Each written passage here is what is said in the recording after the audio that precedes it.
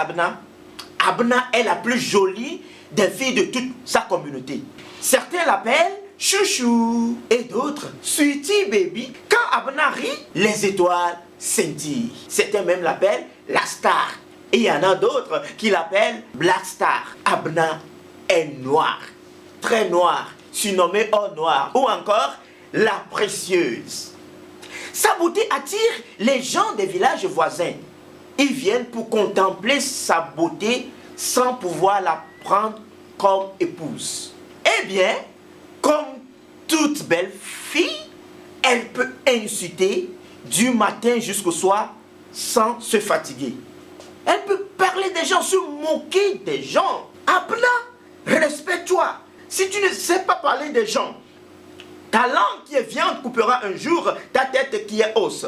Si tu ne changes pas de comportement. Mais, Sakarabo, Abna continue toujours à insulter, à dénigrer et à désobéir.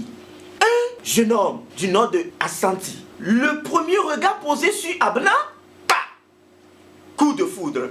Assanti a senti qu'il est tombé amoureux d'Abna et il veut la marier pour toute la vie. Assanti est venu dans le village pour rencontrer les parents d'Abna et il commence par discuter avec les habitants de ce village. Oh, la chouchou de la médisance,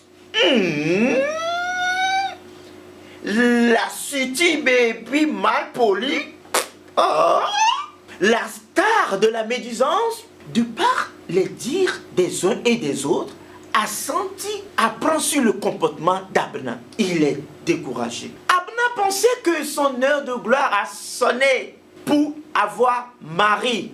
Mais hélas, Assanti désiste. Assanti désiste. Alors, Abna blâme tout le monde. Elle blâme les villageois. Hein, vous êtes méchants. Vous êtes vraiment méchants dans ce village. Vous êtes vraiment méchants. Hein?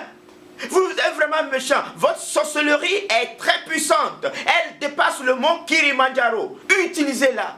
Utilisez-la pour construire des routes dans ce village. Utilisez-la pour construire des écoles et des ponts dans ce village. Moi, je vais quitter ce village. Je vais quitter ce village. Je vais quitter ce village. Aujourd'hui, je vais quitter ce village. Oh, vous êtes vraiment mauvais. Vous êtes vraiment mauvais. Je vais quitter ce village. Conclut-elle. Le matin, Abna ramasse ses affaires et quitte le village sans rien dire à personne, ni à son père, ni à sa mère. En partant, Abna rencontra Zobinou. Zobinou, c'est un vieux très vénéré dans le village. Ce vieux, il a voyagé beaucoup, il connaît beaucoup et il peut parler de tout. Le vieux certains même appellent le vieux Zobinou la bibliothèque. Et quand vous l'appelez bibliothèque, il répond: ne cherchez pas très loin, ce ne sont pas des incantations. Ce qui veut dire que les enfants n'ont pas peur de la mort.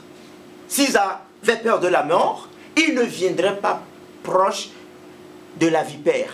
Abna rencontre Zobinou au détour du dernier sentier du village. Zobinou lui dit: Abna, tu sais, j'ai tout entendu, ok?